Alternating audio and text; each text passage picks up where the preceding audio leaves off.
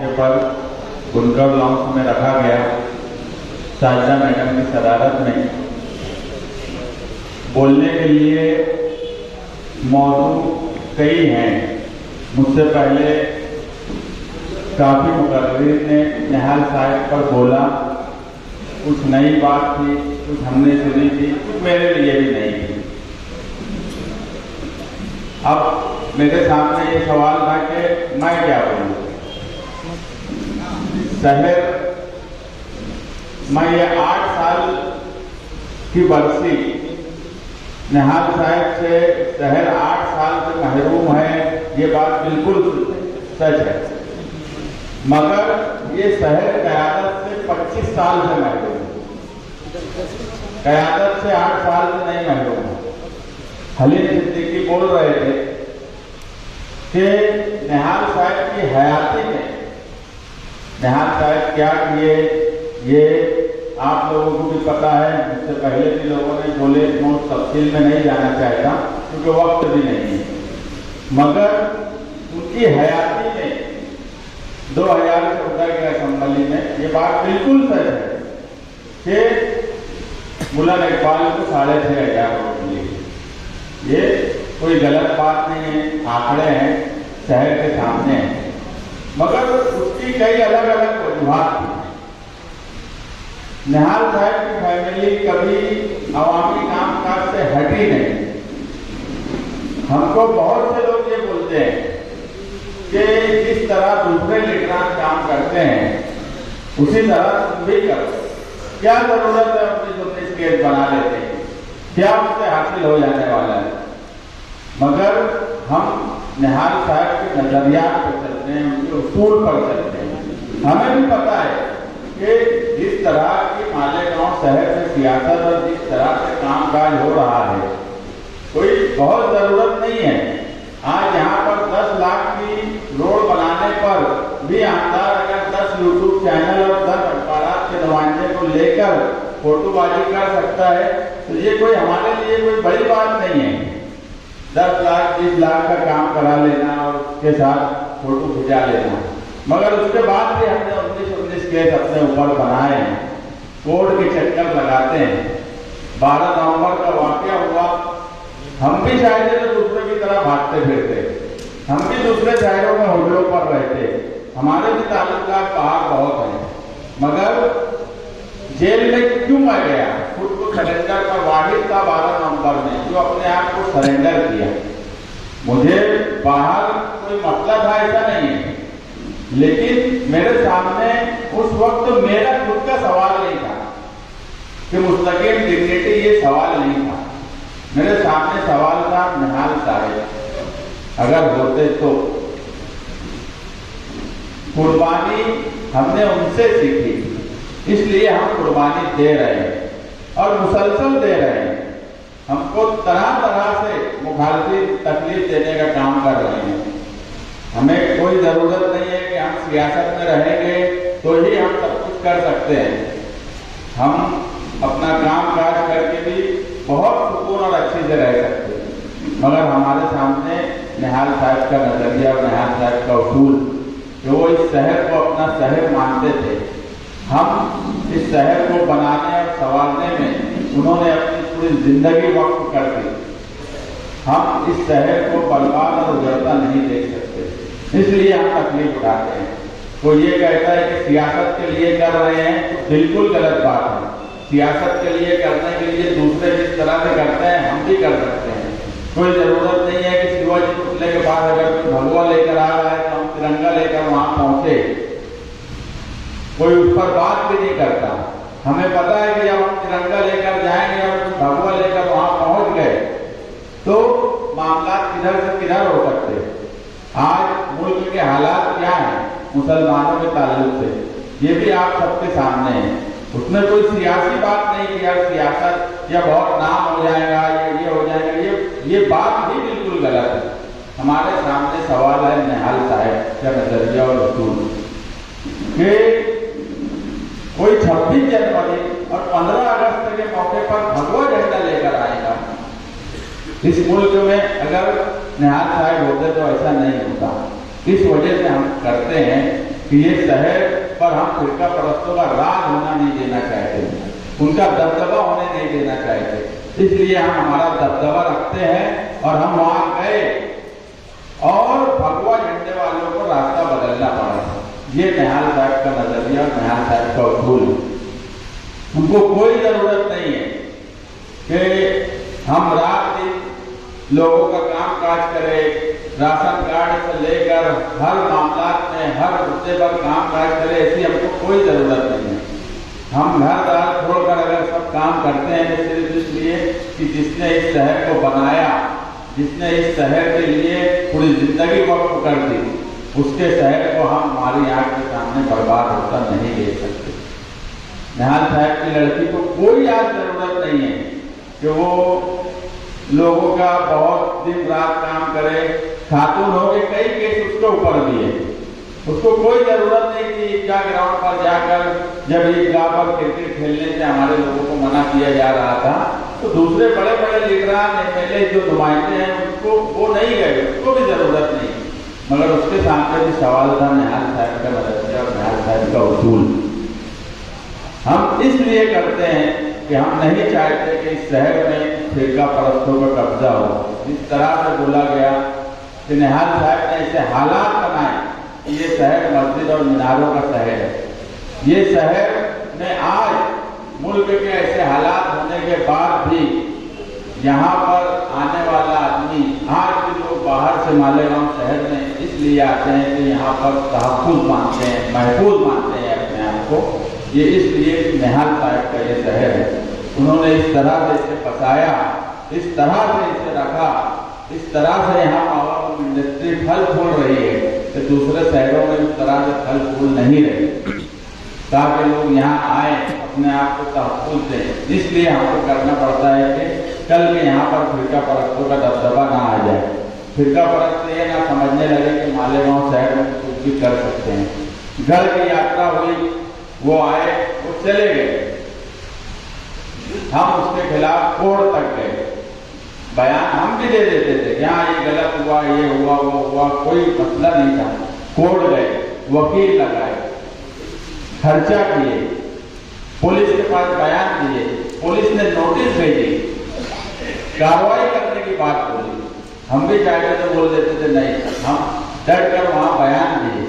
एक बार नहीं 4 बार घर की यात्रा के मामले में मेरा बुलाना आया और मैं गया, बयान दिया, उनके ऊपर केस बना, 120B बना, प्लानिंग बनी, दूसरे केस, दूसरे कलम उनके ऊपर बढ़ाई गई। नहीं तो एक वक्त था कि उनके ऊपर जो केस पुलिस ने उस वक्त बनाई थी वो कोर्ट में खड़े होकर और छूट जाते। 1.5 महीना वो जेल में रहे। कहीं ना कहीं फिरका परस्तों में एक डर तो बैठा होगा ना कि नहीं इस शहर में अगर कुछ करेंगे तो यहाँ के लोग छोड़ेंगे नहीं। क्यों ये किया गया? ये निहाल साहब का शहर है, निहाल साहब का नजरिया, निहाल साहब का उसूल वो हमारे सामने सबसे ज्यादा अहमियत रखता है। इसलिए हम करते हैं कि अगर हम नहीं करें तो आप यकीन मानो इस शहर में कोई सियासी पार्टी का लीडर इस तरह के वाकयात पर चूं भी नहीं करेगा। जिस वक्त निहाल साहब एमएलए थे इस शहर में दबदबा था, इस शहर का दबदबा था। आज हमारा नुमाइंदा दबा दबा सा है फिरका परस्तों के आगे, दबदबा नहीं है, वो खुद दब चुका है। ऐसे वक्त में अगर हम नहीं बोलेंगे तो आपको क्या लगता है कि इस शहर में फिरका परस्तों की नजर नहीं है? इतने पूरे हिंदुस्तान में आपने हमेशा सुना होगा कि बड़े शहरों के बम ब्लास्ट हो, कभी मालेगांव शहर जैसा छोटा शहर आपने देखा फिरका परस्तों ने यहाँ बम ब्लास्ट किया? क्यों मालेगांव शहर को चुना गया? डराने के लिए। वो ये चाहते हैं कि इस शहर में जो तहफ़्फ़ुज़ निहाल साहब ने दिया है उसे कहीं ना कहीं तोड़ा जाए। कि इतना बड़े मामले में भी अगर मालेगांव को टारगेट दिया जा रहा है तो आप सोचो कि छोटी छोटी बातों पर अगर हम बोलना बंद कर दें तो आपको लगता है कि इस शहर में कोई लीडर बोलेगा और धीरे धीरे ये शहर फिरका परस्तों की जगह में आ जाएगा। यहाँ पर आज जो लोग हैं, जो लोग आज भी आ रहे हैं, वो सिर्फ इसलिए आ रहे हैं कि तुम्हारा शहर महफूज है, यहाँ फिरका परस्तों की दाल नहीं गलती, यहाँ फिरका परस्तों की हिम्मत नहीं है कि तुम्हारे शहर में तुम्हारे खिलाफ कुछ कर ले या ऐसी कोई हरकत करें जिसकी वजह से यहाँ के रहने वाले मुसलमानों को तकलीफ हो जाए। मगर ये छोटे छोटे वाकयात पर अगर बोलना बंद कर दिया जाए, आज की बात बोल रहा हूँ, आज भी मेरे खिलाफ कुछ लोग गए, इनके ऊपर केस बना और उन्होंने ऐसा ऐसा बयान क्यों दिया। वो बेवकूफ लोग को ये नहीं समझता कि किसी मजहबी मामले को लेकर बात या किसी नाम को लेकर नहीं है। हमारे यहाँ सावित्रीबाई फुले गार्डन है, कोई एतराज नहीं है, उनका काम वैसा है। हम नाम के ही बिल्कुल खिलाफ हैं।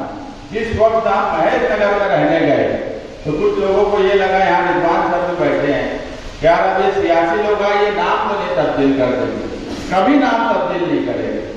वो जो समाज महेश्वरी समाज का है, उन्होंने बसाया है तो उनका ही रहेगा, मगर बात नाम की नहीं है, बात एक मजहब से जुड़ी हुई है। अगर किसी केंद्र का नाम हम मदरसा रख दें, कोई सरकारी काम काज जहाँ से हो रहा है उसका नाम हम मदरसा या मस्जिद इस तरह से नाम रख दें तो आप नहीं बर्दाश्त कर सकते। हम नाम के खिलाफ नहीं है, हम मंदिर के नाम के खिलाफ नहीं, मगर जो काम जिस तरीके से होना चाहिए, उस वक्त भी मैं ये बात बोला कि जिस राह पर पाकिस्तान उस वक्त गया, उसी राह पर अब हिंदुस्तान जा रहा है।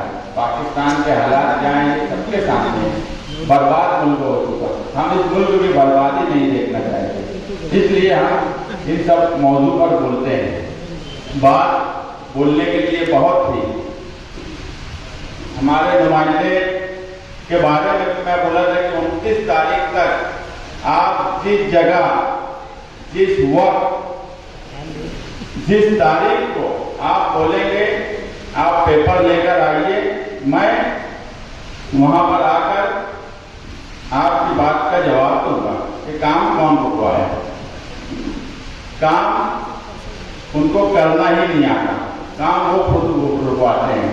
मगर जलसे का मौजू जिस तरह से यहाँ तकरीरें हुई और बातचीत हुई, वो मौजू ऐसा नहीं है, कागज मैं भी लेकर आया हूँ, लेकिन इस पर मैं आज नहीं बात बोलूंगा, मैं इस पर आगे बात बोलूंगा, क्योंकि 29 तारीख हो गई, उन्होंने जो नहीं बुलाया, मेरे पास सारे कागजात हैं और ये शहर जानता है कि निहाली लोग कागज कानूनी बात बोले, तहरीकी बात बोले तो वो सच होती है, उनकी बात का कोई जवाब कल के कांग्रेसी, आज के राष्ट्रवादी, इन्होंने कभी हमारी बात का जवाब नहीं दे पाया, कभी हमारी बात को झुठला नहीं पाए, तो ये क्या हमारी बात को झुठला पाएंगे। तो इधर उधर की बात ना कर ये बता कि काफिला क्यों लूटा। मुझे रह जनों की मिला नहीं, तेरी रह बड़ी का सवाल है कि हर वक्त एमाइन में हूँ इसलिए काम नहीं होता, फला मेरा काम रोक देता। आज अबू आजम आजमी साहब को मुसलसल मालेगांव के ताल्लुक से इसलिए बोलना पड़ रहा है, और मौजू भी अगर स्पीकर ले रहा होगा तो इसलिए ले रहा होगा। अगर एक मौजू पर जो इस शहर का नुमाइंदा अपनी बात रखेगा तो वो तो बोलेगा ना कि 4 दिन का इलाज है, आसिफ भाई तुम अपनी बात करो, मालेगांव के आमदार तो बोल रहे हैं ना। सरकार में बैठे हुए लोगों को भी ये बात समझ रही है कि मालेगांव का आमदार कुछ मालेगांव के लिए नहीं बोलता है, इसलिए आसिफ भाई को बार बार मालेगांव की नुमाइंदगी करने की जरूरत पड़ रही है और वो नुमाइंदगी कर रहे हैं। मैं तो हैरान हूँ कि इनको हसद भी नहीं है। एक आदमी होता, यार मेरा काम कोई दूसरा अगर करो तो मैं हसद में करने की कोशिश करूंगा, किस मुंह से ये लोगों में जाएंगे और अपनी बात रखेंगे। जब इलेक्शन आएगा तो किस मुंह से वोट मांगने जाएंगे। ना असेंबली में एक लफ्ज बोलते, ना फिरका परस्तों के खिलाफ एक बात बोलते, ना शहर में तरक्की का कोई काम किए, किस मुंह से ये वोट मांगने जाएंगे। मैं तो उस वक्त देखूंगा जब ये वोट क्या बोल के मांगेंगे। पार्टी के ताल्लुक से खुद बोल चुके कि पार्टी मेरी कोई काम की नहीं है, उससे काम नहीं होता, खुद कोई काम के नहीं है, खुद कोई काम आता नहीं। इनका जवाब कागज की शक्ल में ही दूंगा, मगर अभी ये मौजूद नहीं है। निहाल साहब को सच्चा खैराज अकीदत अगर कुछ है तो ये है कि आने वाले वक्त में इस शहर से बोलने वाला, पढ़ा लिखा, जिसको सियासी समझ हो, जिसको कानूनी समझ हो, जो दबा दबा ना हो फिरका परस्तों के आगे, जो दबदबा बना के रखे, ऐसे नुमाइंदे को भेजने की इस शहर में जरूरत है। और वही इसका खैराज अकीदत होंगे इस शहर के। मुझसे पहले कई मुकर्रिरीन ने कहा कि निहाल साहब जब थे उस वक्त काबिल लोगों को, गरीब लोगों को चुनकर लाया करते थे। ये रवायत 25 साल में खत्म हो गई। आज दूसरों की बात नहीं बोलता। इन 25 सालों में कौन ताकतवर है, कौन बड़ा चोर है, सियासी पार्टियां ये देखने लगी।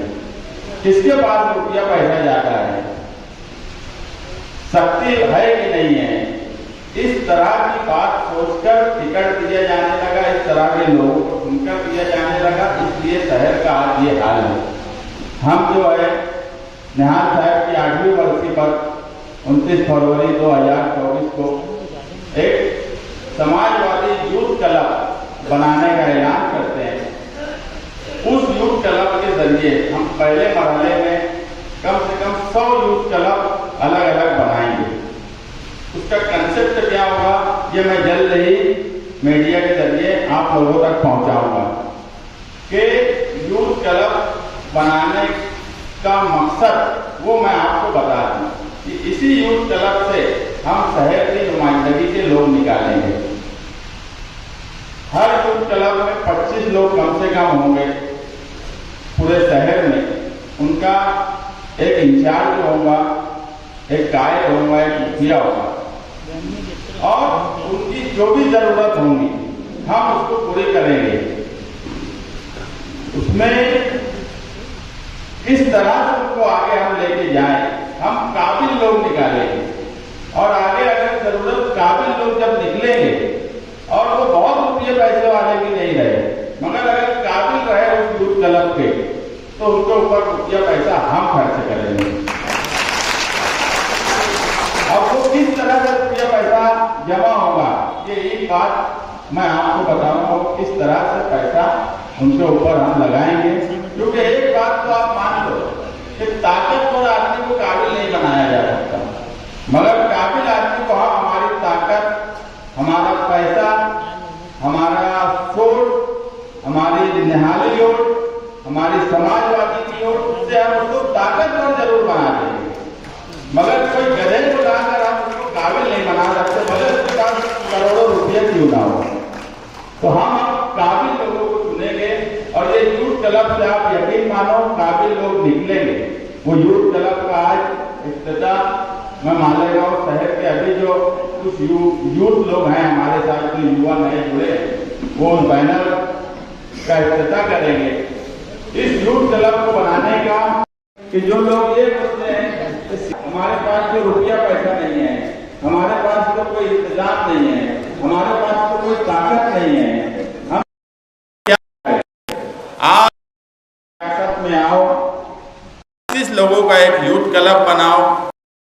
जरूरत उन 25 लोगों से ही आपको शहर के शहर में काम काज करने वाले लोग मिलेंगे, जो शहर में काम करेंगे, शहर को बनाएंगे, शहर को संवारेंगे, जो किसी से डरेंगे नहीं, किसी से चपेंगे नहीं, किसी को जरूरत नहीं पड़ेगी कि दादा मुझसे की जाके की हुजूरी की जाए, कि किसी और लीडर की जाके की हुजूरी की जाए। हम उनको खुद काबिल बनाएंगे और यही काबिल लोग इस शहर में आएंगे।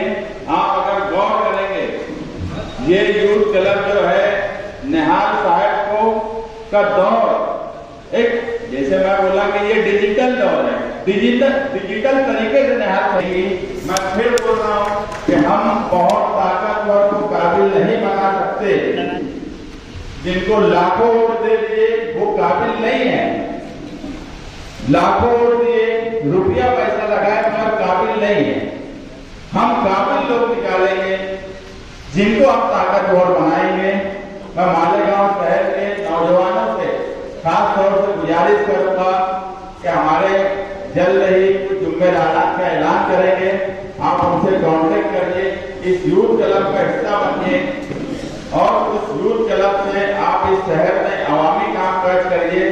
निहाल साहब के वक्त आज के लोग बोलते हैं कि वर्कर और सोशल लोग रहा करते थे, जो एफडीओ से लेकर तहसीलदार, पुलिस डिपार्टमेंट हर जगह काम काज करते थे।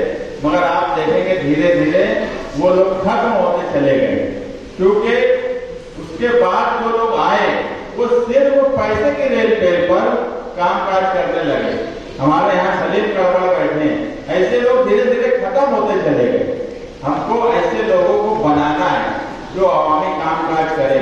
सियासत ही सबसे बड़ा प्लेटफॉर्म है अवामी खिदमत करने का, और इसी प्लेटफॉर्म से अवामी खिदमत की जा सकती है। आप दीनी प्लेटफॉर्म से भी काम किया जाता है, दूसरे कई अलग अलग प्लेटफॉर्म से काम किए जाते हैं, मगर सियासत एक ऐसा प्लेटफॉर्म है जिसमें कोई लिमिट नहीं है। यहाँ से हर तरह का कामकाज किया जा सकता है। यहाँ से दीनी भी कामकाज किया जा सकता है, यहाँ से तालीमी कामकाज किया जा सकता, समाजी कामकाज किया जा सकता।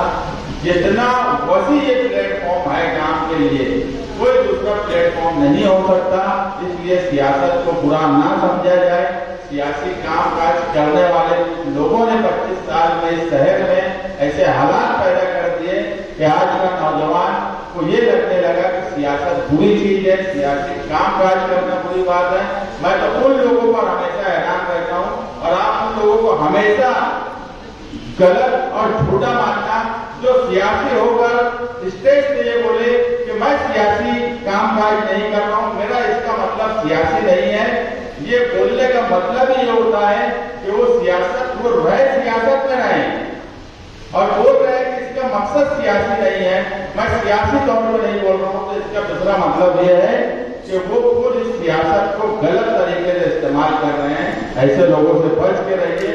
आने वाला वक्त तुम्हारा है, आने वाला वक्त इस शहर में समाजवादी का है।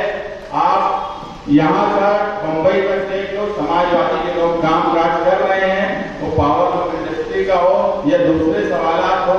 करप्शन के सवाल पे आज आसिफ भाई बोले, बदगुमानी के सवाल पे मालेगांव शहर की तरफ से मैं उनका भी शुक्रिया अदा करता हूँ, और आप लोगों से भी एक वादा लेता हूँ। आप हाथ उठाकर, यहाँ जितने भी लोग बैठे हैं, हाथ उठाकर एक वादा करिए कि आप इस शहर का दबदबा वापस लाएंगे। जो इस शहर की सच्ची तहरीक, सच्ची खिदमत, सच्ची तरक्की जिसे कहते हैं, वो इस शहर में आएंगी। और 25 साल जो है, 25 साल का बनवास हो गया, मगर वो बनवास भी आने वाले वक्त में खत्म होगा। आप तमाम लोगों का बहुत बहुत शुक्रिया। मेरे सर पर बुजुर्गों की अभी दस्तार बाकी है। मोहतरमा शान हिंद निहाल हुसैन। साथियों, आज निहाल साहब की बरसी के मौके पर यहाँ मौजूद मुकर्रीन ने कुछ ऐसी बातें बताई जो गैर सियासी भी थी और कहीं न कहीं सियासत से उनका ताल्लुक़ था।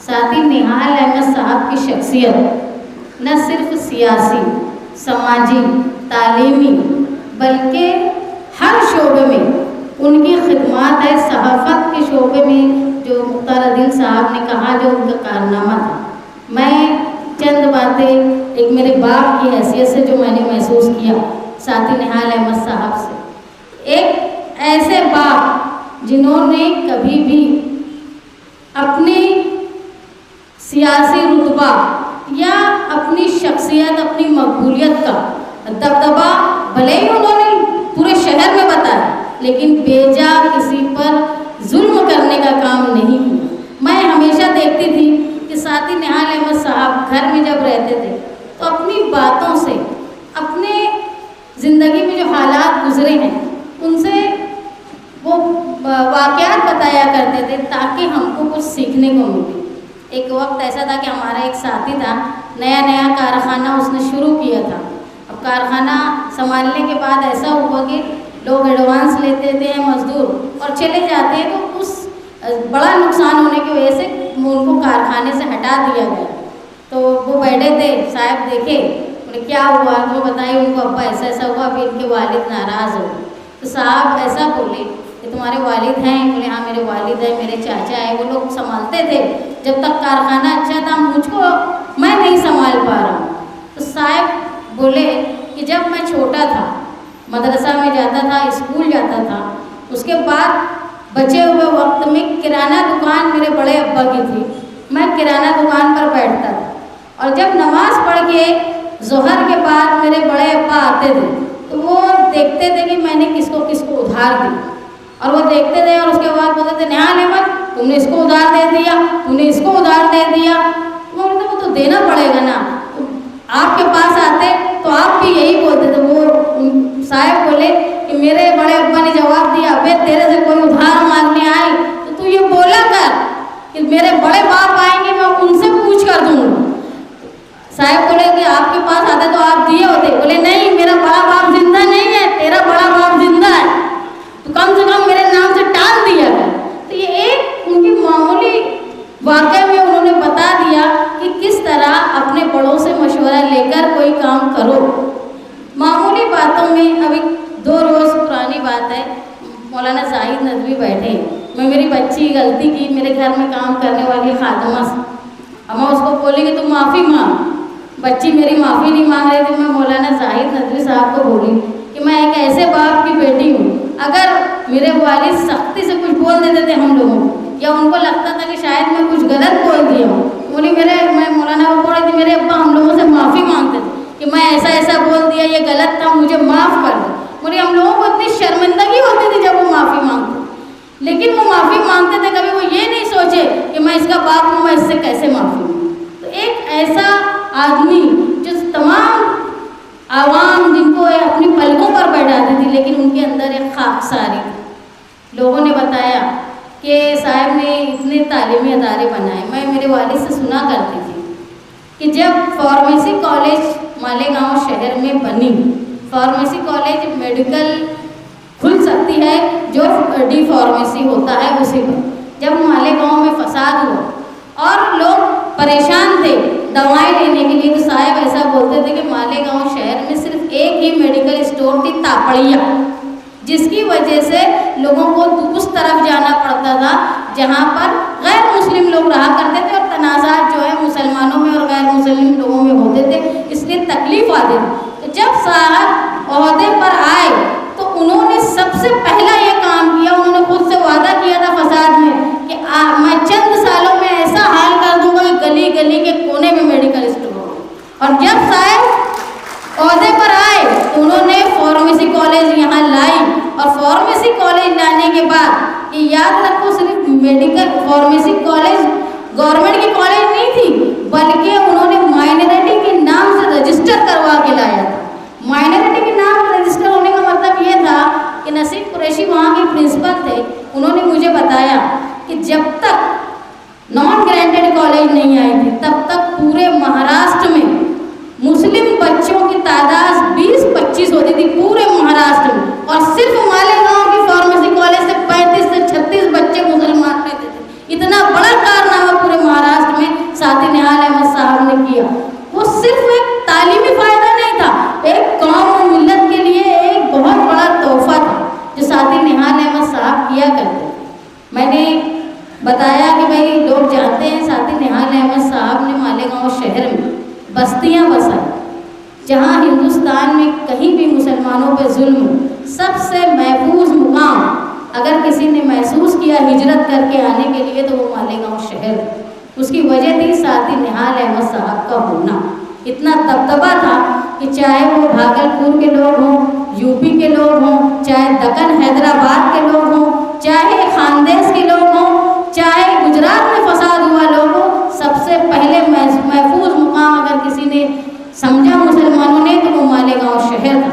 निहाल साहब ने जो लोग मालेगांव में आकर बसे उनको सिर्फ बसने के लिए जगह नहीं दी, बल्कि उनकी बस्तियां बसा के उनको उनके घर का मालिक बनाया। याद रखो बस्तियां अतिक्रमण में ओपन स्पेस में बस जाती है, लेकिन साथी निहाल अहमद साहब ने सिर्फ बस्तियां बसाई नहीं, वो बस्तियों में रहने वालों को अपने घर का कानूनी मालिक बनाया। उसके बाद उनको रोजगार मिले, ये कोशिश की साथी निहाल अहमद साहब। उस इलाके में राशन दुकान बनवाई ताकि ये सहूलत ले सके। जनता दल जनता पार्टी का वर्कर घर घर घूम के लोगों को राशन कार्ड बनवाता था ताकि वो यहाँ का रहने वाला है इसका सबूत हो जाए। उसके बाद साथी निहाल अहमद साहब ने 2 स्कूलों का क़याम किया, ज़ाती तौर पे एक जमूर स्कूल और एक टीएम स्कूल। उसकी वजह यह थी कि वो शहर के 2 किनारे में बसे हुई आबादियाँ थी। जो बच्चे यहाँ आए अपने माँ बाप के साथ, उनको एक महफूज घर भी मिला, उनके माँ बाप को पावर लूम और दूसरी सनत से रोजगार भी मिला, हिफाजत के लिए सबूत के लिए राशन कार्ड भी मिला, और उनके बच्चों को तालीम के लिए स्कूल का भी इंतजाम साथी निहाल अहमद साहब ने किया, जिसको आप सिलसिलेवार जोड़ो कि न सिर्फ एक लाके बसा देने वाला शख्स नहीं था निहाल अहमद, बल्कि उन्होंने उनकी पूरी जिंदगी का इंतजाम कर दिया था कि वो उनको आगे कोई तकलीफ ना आए। यही मुज़फ्फराबाद में जो स्कूल है, जो बाहर से आए हुए लोग थे, उनके बच्चे काबिलियत की बुनियाद पे डॉक्टर बने, वकील बने, टीचर बने, मुअल्लिम बने और बहुत सारे इमाम बने। जैसे इन्होंने बताया अलीम सिद्दीकी साहब ने कि साहिब ने जो एरा 1980 से 2000 तक का था, इसमें जो पैमाना था मस्जिदों का और मदरसों का बढ़ने का, वो सबसे ज़्यादा तेज़ था, उसमें साथी निहाल अहमद साहब की ही रहनुमाई। तो नई बस्तियों में न सिर्फ रोज़गार, घर, तालीम, बल्कि दीनी तालीम का भी इंतज़ाम करने का काम शख्स साथी निहाल अहमद ने किया। आज आप देखेंगे एक किट बांटते हैं 1-2 किलो की, वो 1 किलो में भी 50 लोग फ़ोटो खिंचाते हैं। और साथी निहाल अहमद साहब पुराने लोगों के पास भी बस्तियाँ बसते हुए किसी के पास फ़ोटो नहीं होगा। ऐसा नहीं है कि उस वक्त कैमरा नहीं था, कैमरे थे, लेकिन तब भी साथी निहाल अहमद साहब ने सिर्फ फ़ोटो कशी का काम नहीं किया, लोगों को काबिल बनाया। मैं एक बार गुलशेर नगर में गई तो वहाँ पे नज़ीर जागली साहब बहुत बुजुर्ग थे, इंतकाल कर गए। वो उनको मालूम पड़ा कि मैं आई हूँ, तो उन्होंने बोला कि भाई बोलना साहब की लड़की को मेरे घर आए। मैं जब उनके घर गई, बैठने लगे तो मुझको देख के वो रोने लगे, बोलने लगे कि मुझे साहब की याद आ गई और साहब अब बीमार है, वाले जिंदा थे मेरे, वो आ नहीं पाती हैं, लेकिन बोले तुमको याद है सब? बोले मैं आज भी साहब को मानता हूँ, भले मेरे घर के लोग उनके खिलाफ हो, लेकिन जब मैं यहाँ आया था तो ये घर बना के देने वाला निहाल अहमद था। एक घर नहीं, मेरे पास 3-3 घर है, ये 10-10 लाख के घर हो गए। बोले ये मेरे जो आगे की आबादी है उनको एहसास नहीं है, ये एहसान कितना किया, 500-500 में लोग बिक जाते, जो जिंदगी भर निहाल अहमद का एहसान नहीं भूल सकते। ऐसा लोग कहा था उस वक्त, मुझे एहसास हुआ था कि आज एक मामूली काम भी करते हैं लोग।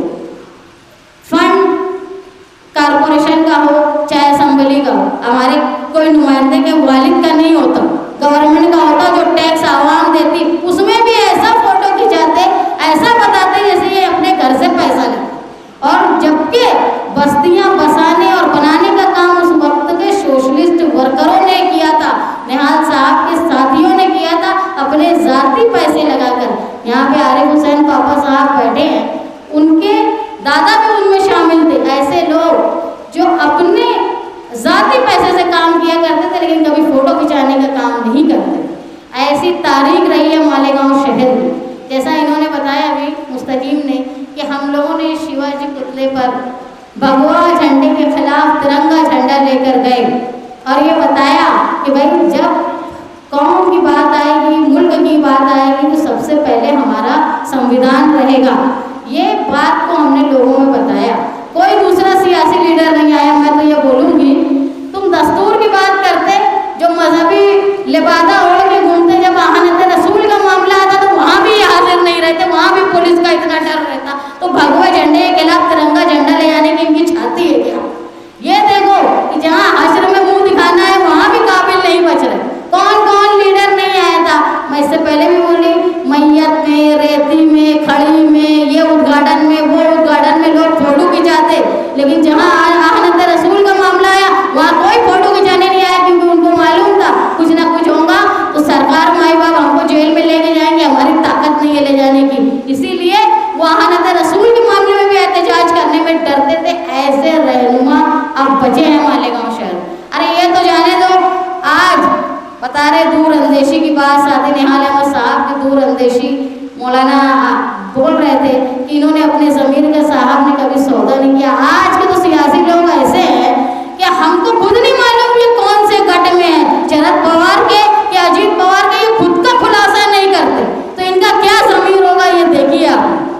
आज तक ये साबित नहीं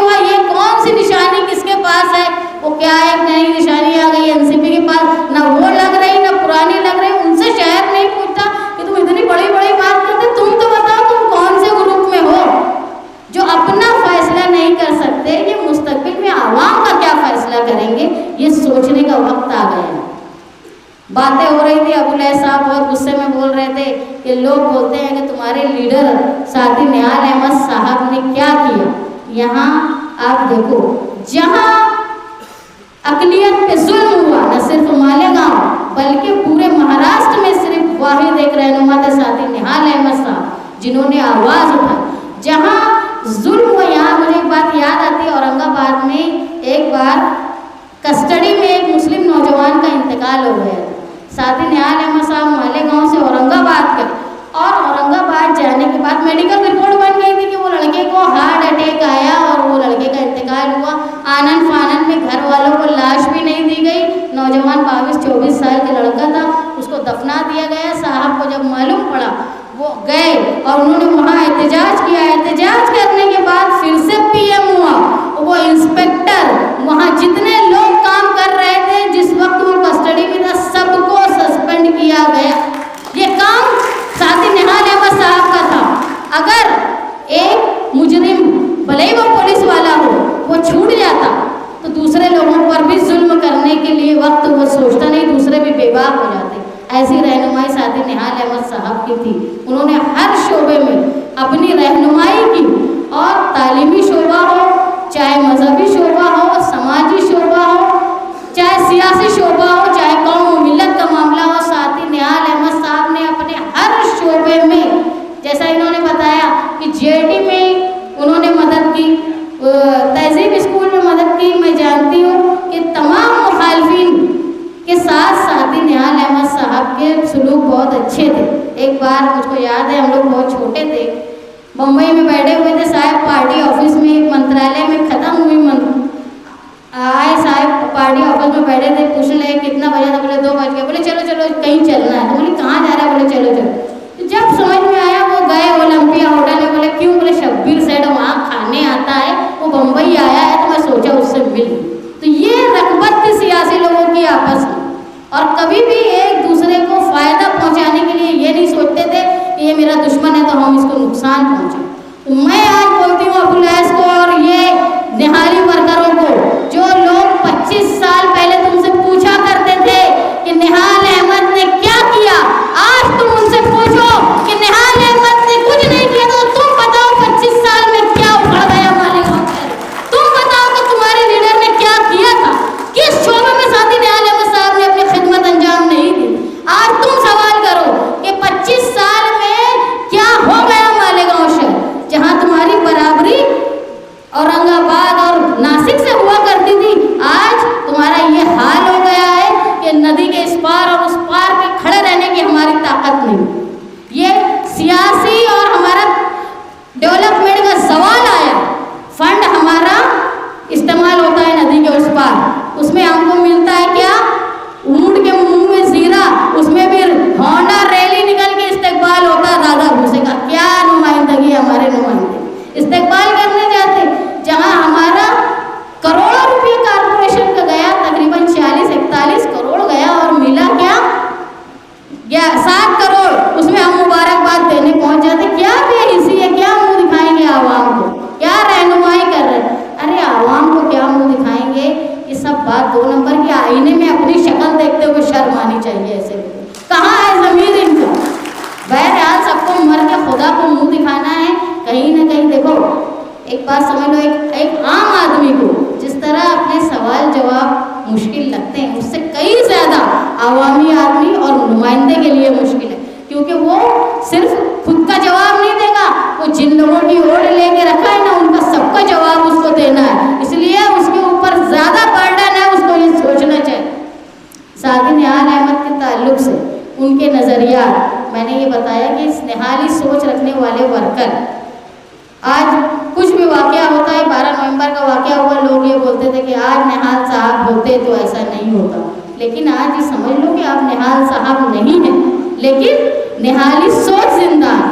आज हमको निहाली सोच के साथ ये बोल देना, छोड़ देना चाहिए कि आप निहाल साहब नहीं है तो क्या हुआ, अब हम सब निहाल साहब हैं। उनकी सोच है, हमको निहाल अहमद बन के काम करना है, नए लोगों को जोड़ना है।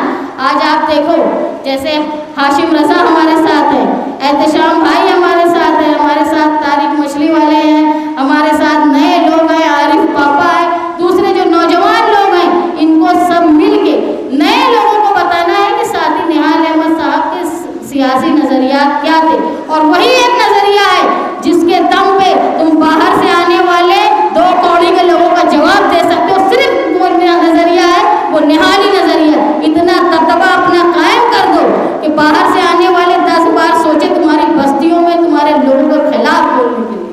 आज वक्त आ गया है, जैसे बोला गया कि डिजिटल वक्त है, तो अब हमारे लिए और आसान है। आज लोगों से रब्ता करना बहुत आसान हो गया है पहले की बनिस्बत। हमारे पास 10 मौके हैं जहां हम फ़ौरन अपने ख्यालात, हमारे नज़रियात लोगों तक पहुंचा सकते हैं। लोगों को जोड़ना चाहिए, न सिर्फ सियासी बेदारी होना चाहिए। देखो, सियासी बेदारी अगर खिदमत खल्क के बगैर है तो वो ऐसा जिस्म जो बिना रूह के।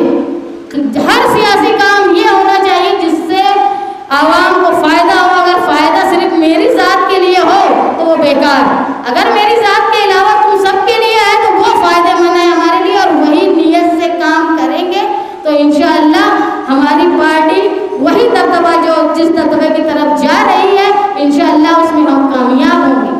आप सब, आज मैं देख रही हूँ तमाम मदरसों में मालेगांव शहर के बहुत प्रोग्राम हैं, इसके बावजूद लोग यहाँ पर आए और साथी निहाल अहमद साहब की बातें इतनी दिलचस्पी से सुनी।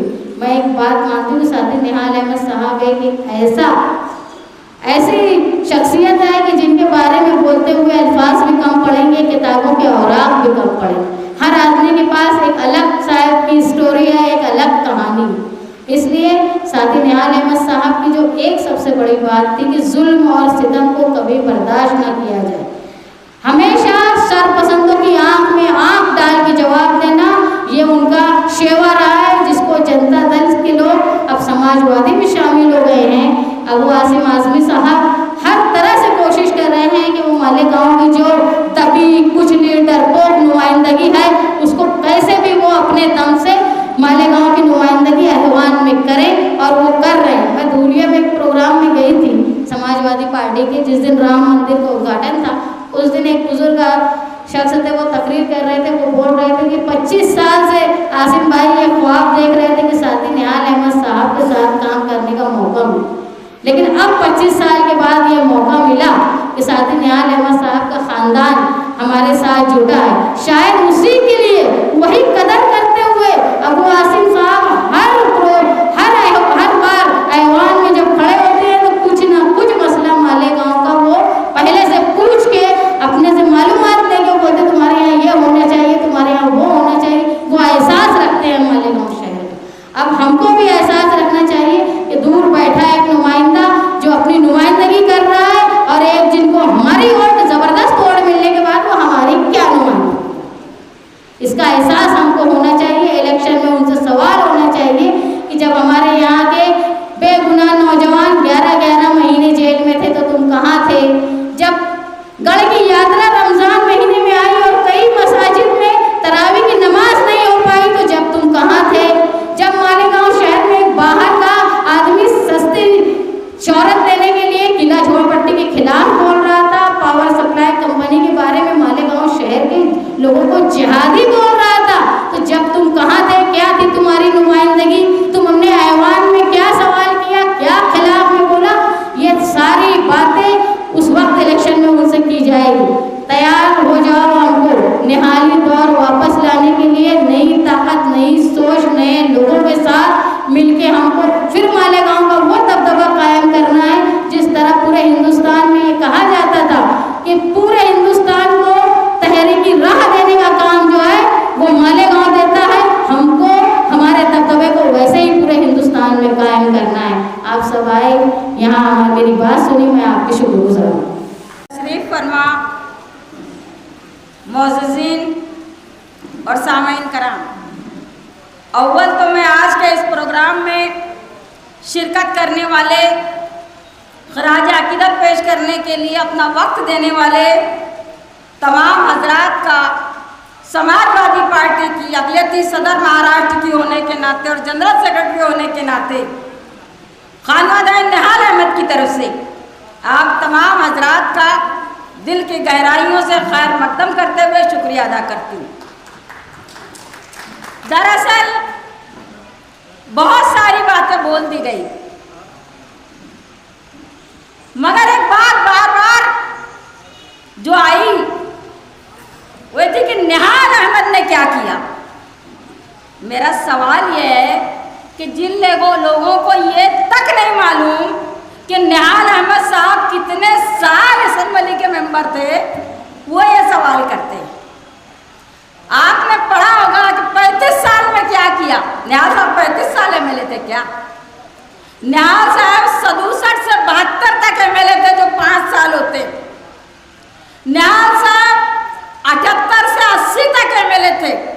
सरकार बर्खास्त हो गई, प्रोग्रेसिव डेमोक्रेटिक फ्रंट की सरकार, फिर वो चुनकर आए, यानी 78 से 1999 तक वो एमएलए थे। ये 21 साल और वो 5 साल, 26 साल तक निहाल अहमद साहब ने इस शहर में एमएलए की हैसियत से, लीडर ऑफ अपोजिशन की हैसियत से, वजीर रोजगार, टेक्निकल तालीम, मनुष्यबल तांत्रिक शिक्षण प्रशिक्षण मंत्री की हैसियत से 6 डिपार्टमेंट के महकमे की जिम्मेदारी संभाली। झूठ बोलने की जो बात है कि झूठों ने झूठों से कहा है सच बोलो, सरकारी ऐलान हुआ है सच बोलो, घर के अंदर झूठों की एक मंडी है, दरवाजे पर लिखा हुआ है सच बोलो।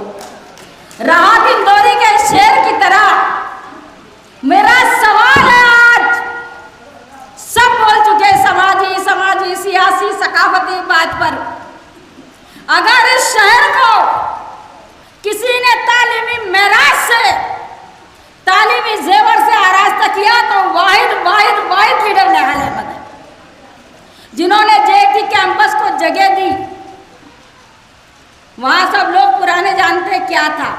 मैं एक प्रोग्राम में असर सिद्दीकी साहब की किताब के अजरा के वक्त हाजिर थी। हारून अंसारी की बेटी तकरीर कर रही थी।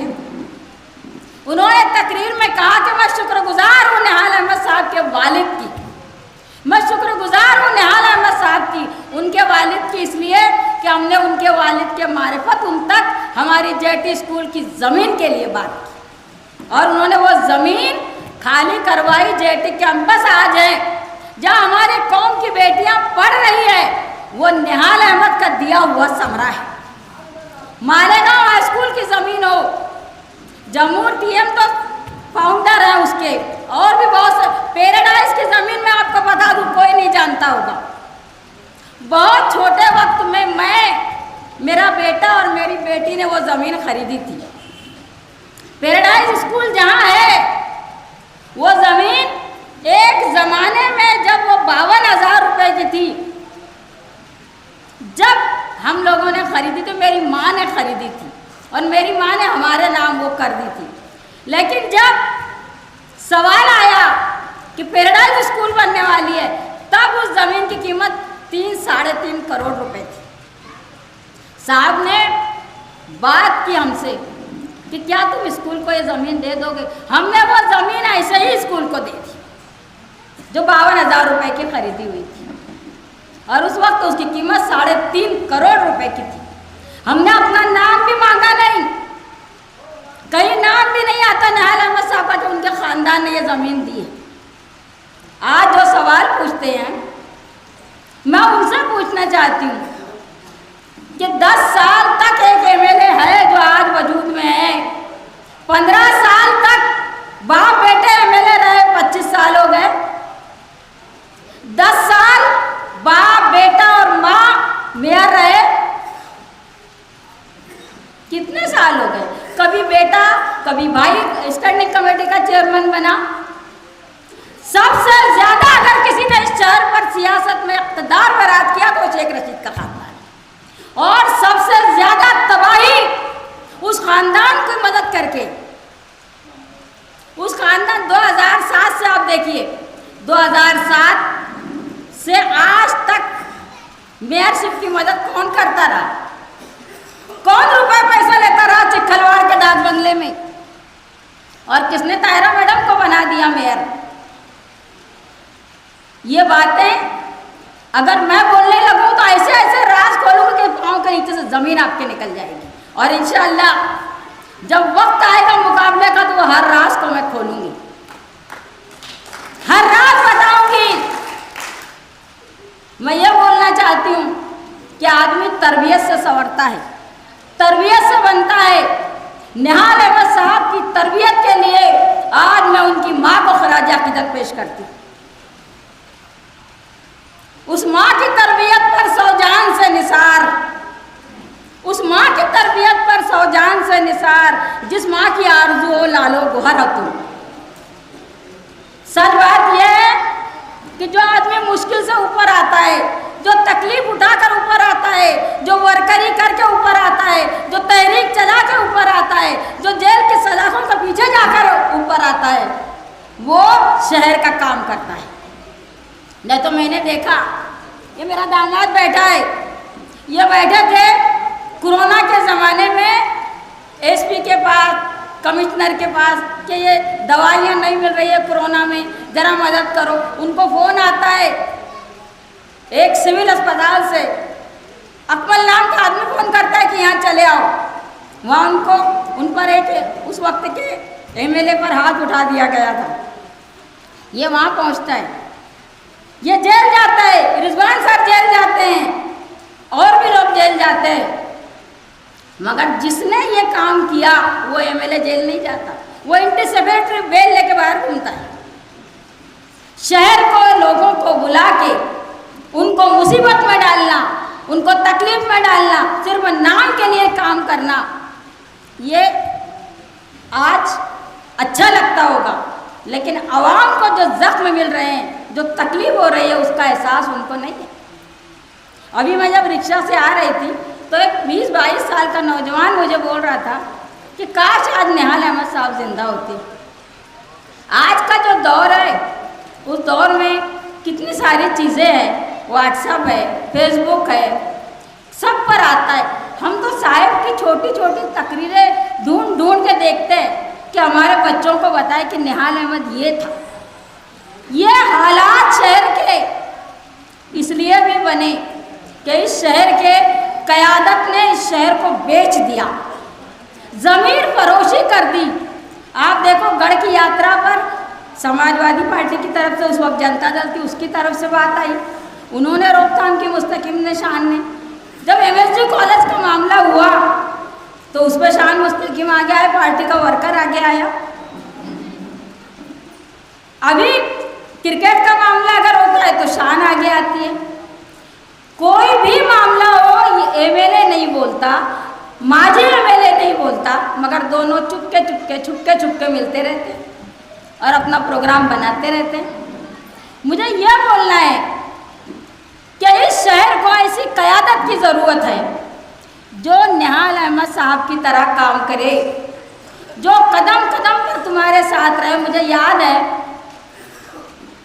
कि अगर हम कहीं घूमने चले जाते थे और फ़ोन आ जाता था, कभी 4, 6, 8 महीने में अपने बच्चों को वो कहीं बाहर ले जा पाते थे और फ़ोन आ जाता था कि मालेगांव के हालात ख़राब हो रहे हैं, तो अपने बच्चों शान बोल रहे थे, तो मुझे वाक़या याद आया कि बेटा मुझे माफ़ कर देना, अपने को अपने शहर वापस लौटना है, फिर मैं कभी तुमको घुमा दूँगा।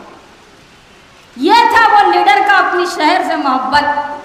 3 बार साहब की ज़िंदगी में राज्यसभा में जाने का मौका मिला, मगर उन्होंने इस शहर की मोहब्बत में वो कबूल नहीं किया। 3 बार उनको वज़ीर आला बनने का मौका मिला। एक बार 1978 में, उसके बाद जब शरद पवार ने बगावत की 38-40 लोगों को लेके, तो वसंत दादा पाटिल और सदर जमहूरिया बनी प्रतिभा पाटिल साहब के पास आए कि तुम हमारी पार्टी में आके सदर वज़ीर आला बन जाओ। उन्होंने बोला कि कांग्रेस अंदर से कुछ है, बाहर से कुछ है, मैं कभी कांग्रेस में जाना पसंद नहीं करूँगा, इसकी बजाय मरना पसंद करूँ। उसके बाद फिर एक मौका आया जब सरकार गिराई जा रही थी प्रोग्रेसिव डेमोक्रेटिक फ्रंट की, शरद पवार की, तो निहाल साहब को खुद इंदिरा गांधी ने फ़ोन किया। मुझे भी ललक थी कि इंदिरा गांधी कैसा बोलती है। जब वो खाना खाते हुए फ़ोन पे बात कर रहे थे तो मैं बेडरूम में भाग के गई इंदिरा गांधी का कि ज़बान सुनना चाहती थी कि वो क्या बोलती है।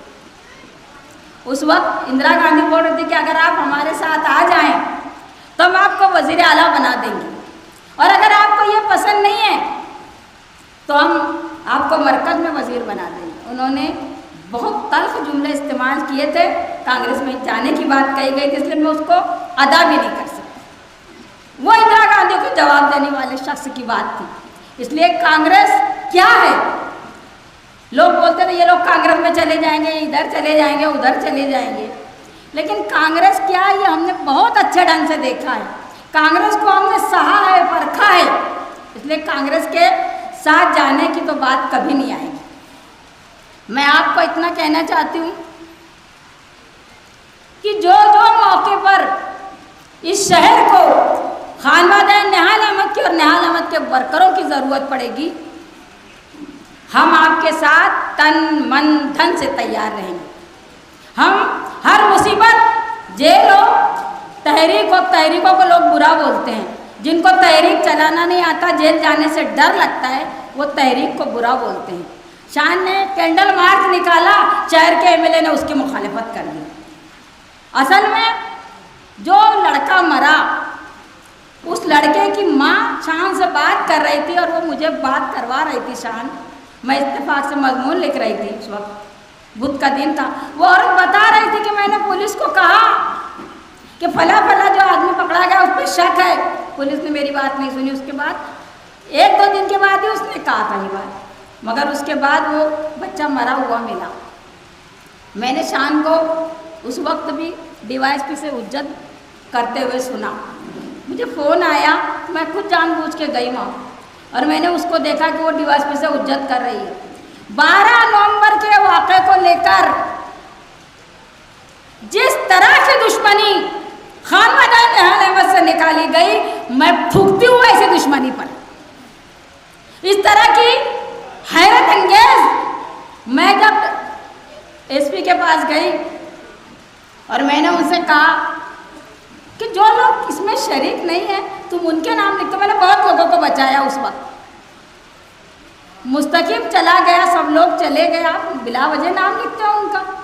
मुझे बोला गया, 2 जगह बताया गया ये कि शहर के एमएलए को पूछा गया कि ये सारे नाम दिए जा रहे हैं, तुम्हारी क्या राय है।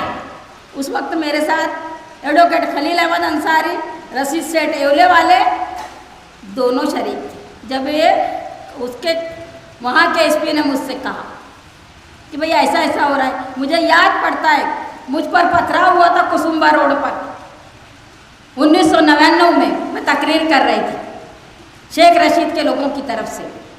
उस वक्त अनीस सरताज वर्कर था पार्टी का बहुत तेज, वो एक हुजूम लेके निकला जामिअतुल सालिहात के पास। साहब ने जो जलसा कैंसिल करवाया और उन्होंने सिटी पुलिस स्टेशन को घेर लिया। क्या ये शहर का एमएलए नहीं कर सकता था? आज जाकर जिस फिरका परस्त की गोद में ये बैठा है, वो शहर की ईंट से ईंट बजाने के दर पे है। कभी फिरका परस्तों के खिलाफ जबान नहीं खुलती। जब हम समाजवादी पार्टी में जा रहे थे, इत्तेफाक से मैं, मेरी बेटी मोइन अख्तर और मुस्तकीम को खाना खिलाया अबू आसिम साहब ने, और उन्होंने कहा कि निहाल अहमद का ख़ानदान मेरे साथ आ रहा है, इससे बड़ी मेरे लिए कोई खुशी की बात नहीं हो सकती। महाराष्ट्र में हमारी पार्टी जिंदा हो जाएगी। उस वक्त मैंने उनसे कहा था कि एक लावारिस गांव से हम आए, एक यतीम मिस्कीन गांव के रहने वाले हैं हम, जिसकी आवाज़ 25 साल से कोई नहीं उठाता। कोई एमएलए हमारी बात नहीं रखता असेंबली में, कोई हमारी तकलीफ पर नहीं बोलता। वो बम ब्लास्ट हो जाए, मालेगांव का फसाद हो जाए, 2 बम ब्लास्ट हो जाए, 12 नवंबर का वाक़या हो जाए, कोई एमएलए नहीं बोलता। मैं आपसे उम्मीद करती हूँ कि आप हमारे शहर की आवाज़ बन जाएंगे। उस वक्त उनकी आंख में आंसू थे। मैंने ये जुमला कहा था कि आप निहाल अहमद बन जाएंगे अगर हमारी बात रखें, कि हमको याद आए कि हमारी आवाज़ उठा। उन्होंने कहा था निहाल अहमद तो आसमान है, मैं ज़मीन हूँ। मैं उस आदमी की बराबरी नहीं कर सकता, उसकी कुर्बानियों की बराबरी नहीं कर सकता, लेकिन मैं आपकी आवाज़ ज़रूर उठाऊँगा। और मैं देख रही हूँ, इतना ही नहीं, वो महाराष्ट्र का भी दौरा कर रहे हैं वो आसिम साहब, और मुस्लिम मसाइल और मिल्ली तहरीक के नाम से भी काम कर रहे हैं। ये बड़ी बात है कि जो बात शान ने एक बात कही थी कि सनत के लिए आप कुछ करो, उन्होंने सनत के लिए बात रखी और रईस शेख को भी यहाँ भेजा, और रईस शेख ने भी अपनी बात ला के तहकीक करवाई और उसके तरीके से अपने तरीके से उन्होंने बात रखी। आज बात दबदबे की होती है, मैं आपको बता दूं कि दबदबा क्यों 25 साल में नहीं है। दबदबे का दबदबा ये लग़वी माने हैं, फारसी लफ्ज़ है दबदबा, और दबदबे का मतलब है हैबत, जाह, बुजुर्गी, शान, शौकत। अब बुजुर्गी, शान, शौकत, जाह कौन लाएगा? एक ईमानदार शख्स लाएगा जो पैसा रुपया लेके किसी को टिकट ना देता हो, जो स्टैंडिंग में भेजने के पैसे ना लेता हो, जो स्टैंडिंग में बनाने का मैं उसका स्टैंडिंग चेयरमैन बनाने के पैसे ना लेता हो, जो कौम के हर आदमी को कॉरपोरेशन में बेचता हो और मुफ्त में बेचता हो, वो दबदबा लाता है। साहब ने ज़िंदगी भर ईमानदारी की। कोई यकीन करे ना करे, 1995 तक साहब के पास 4 व्हीलर गाड़ी नहीं थी। मेरा घर रिक्शा के किराए पर चला है। उस वक्त 400, 800, 600 पगार हुआ करती थी। एमएलए फंड नहीं था, वो ज़िले में कलेक्टर पर दबाव ला के गाँव का काम करते थे। बहुत दिनों जब सुशील कुमार शिंदे आए तो एमएलए फंड मिलने लगा, और वो भी 1 लाख, 2 लाख, 4 लाख मिलता था। उसके बावजूद शहर के रास्ते मजबूत है। निहाल साहब की कुर्बानी जो है वो दबदबा थी, उनकी जाफशानी दबदबा थी, उनकी मुसलसल तहरीक चलाना दबदबा थी, उनका ईमानदार रहते हुए हुस्न तदब्बुर इस्तेमाल करना, हिकमत अमली से काम करना दबदबा थी। आप जानते नहीं होंगे, डॉक्टर राम मनोहर लोहिया के एक प्रोग्राम में दंडवते ने उठकर कहा कि दरारा है तो मालेगा ऊंचाई। दरारा मतलब दबदबा। उस वक्त साहब की उम्र उतनी नहीं थी, मगर उन्होंने कहा कि दरारा है तो मालेगा ऊंचाई। पहली बार वो चुन के आए थे उस वक्त। तो दरारा तहरीकें लाती है, दरारा ईमानदारी लाती है, दबदबा वो लाते हैं जिनका दिल भी साफ है और जो शफाफ तरीके से बात करते हैं। आप लोगों का मैं दिल के गहराइयों से शुक्रिया अदा करते हुए इस शेर के साथ अपने शोहर को खराज अकीदत पेश करती हूँ कि फ़िक्रो ख्याल